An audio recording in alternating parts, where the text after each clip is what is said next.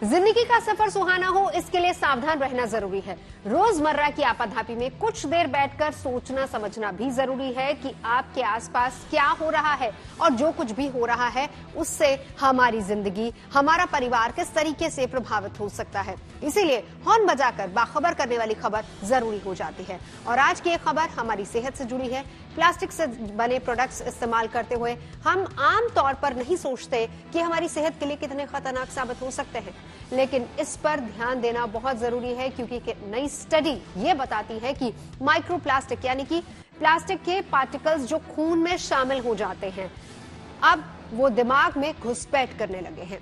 आशंका है कि ये कण दिमाग के को गंभीर नुकसान पहुंचा सकते हैं। मामला सेहत से जुड़ा हुआ है, लिहाजा इसे लेकर हॉर्न बजाना जरूरी हो जाता है।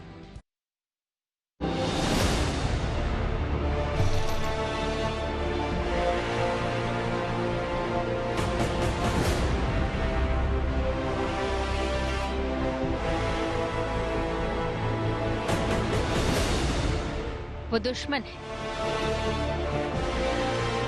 खतरनाक है, फिर भी हर वक्त हमारे साथ है। हवा में, पानी में,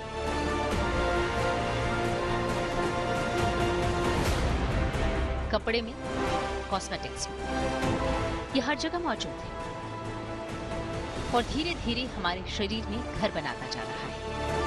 हम बड़े आराम से बोतल बंद पानी का इस्तेमाल करते हैं, प्लास्टिक के कप में चाय पीते हैं और प्लास्टिक बैग में सामान लाते हैं। इसमें सुविधा तो है, लेकिन एक बड़ा संकट भी है क्योंकि प्लास्टिक की बनी चीजों से निकलने वाले माइक्रोप्लास्टिक हमारे शरीर में चले जाते हैं और खून में शामिल हो जाते हैं। चिंता की बात यह है कि नई रिपोर्ट के मुताबिक खून में शामिल माइक्रोप्लास्टिक दिमाग को नुकसान पहुंचा रहे हैं।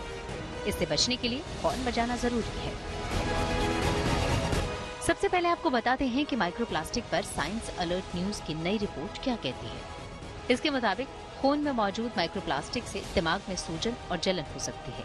वैज्ञानिकों के मुताबिक माइक्रोप्लास्टिक ब्लड ब्रेन बैरियर को तोड़ते हुए दिमाग को नुकसान पहुंचा रहे हैं। इससे ब्रेन सेल्स मर भी सकते हैं। वैसे तो ब्लड ब्रेन बैरियर खून के साथ आने वाले अनवांटेड चीजों को दिमाग में घुसने से रोकता है, लेकिन माइक्रोप्लास्टिक इसे तोड़ते हुए दिमाग में घुस रहे हैं। लेकिन माइक्रोप्लास्टिक से खतरा सिर्फ दिमाग को नहीं है। यूनिवर्सिटी ऑफ हल की नई रिसर्च के मुताबिक माइक्रोप्लास्टिक इंसानों की कोशिकाओं को काफी नुकसान पहुंचा रहा है। इसकी वजह से एलर्जी, थायराइड और कैंसर का खतरा है। शरीर की इम्यूनिटी कम हो सकती है और न्यूरोलॉजिकल डिसऑर्डर हो सकता है। यानी प्लास्टिक के जिस खतरे को हम आमतौर पर हल्के में लेते हैं, उसका हमारी सेहत पर गहरा असर है।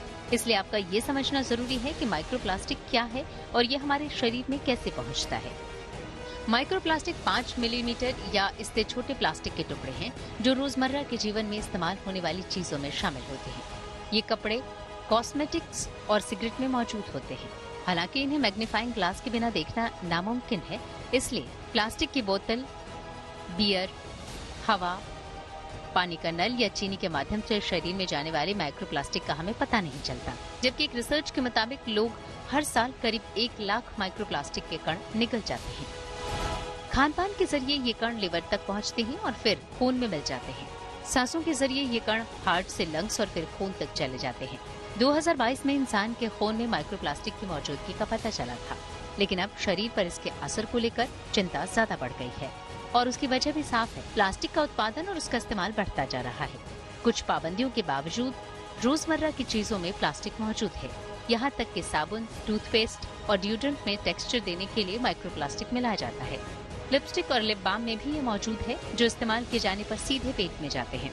आमतौर पर लोग माइक्रोप्लास्टिक और इसके खतरे से अनजान हैं, लेकिन जरूरी है कि इसे लेकर सावधानी वाला हॉर्न बजाया जाए ताकि प्लास्टिक प्रोडक्ट का इस्तेमाल कम से कम हो।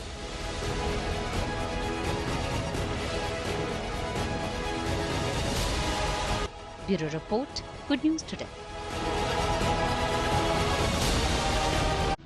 माइक्रोप्लास्टिक से दिमाग को होने वाले नुकसान पर हमने बात की डॉक्टर समीर कालरा से।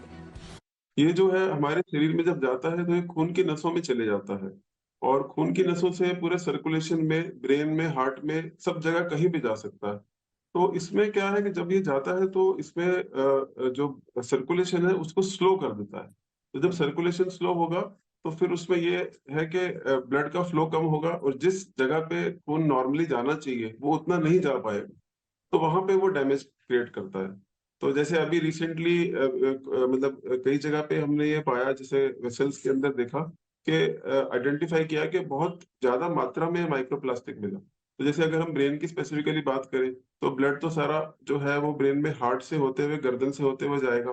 तो जब वो वहां पे नहीं पहुंच रहा ब्लड, तो वो एरिया पर्टिकुलरली डैमेज हो रहा है। तो रिसेंटली हमने देखा कि काफी सारे जो ब्रेन स्ट्रोक के पेशेंट्स हैं, तो उनमें इस तरह की चीजों को अब हम इसको एट्रीब्यूट करने लगे, हम देख रहे हैं कि ये पाया गया।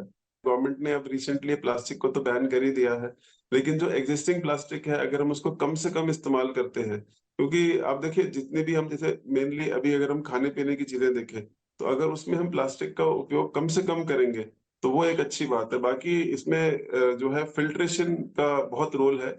और अगर हम देखें हमारी जो पुरानी जो सभ्यता है उसके अंदर हम जैसे ग्लास का ज्यादा उपयोग कर सकते हैं। जैसे हम पहले घड़े का उपयोग करते थे जिसमें कि मतलब मिट्टी थी। तो प्लास्टिक का कम से कम अगर हम उपयोग करेंगे तो वो ज्यादा अच्छा रहेगा।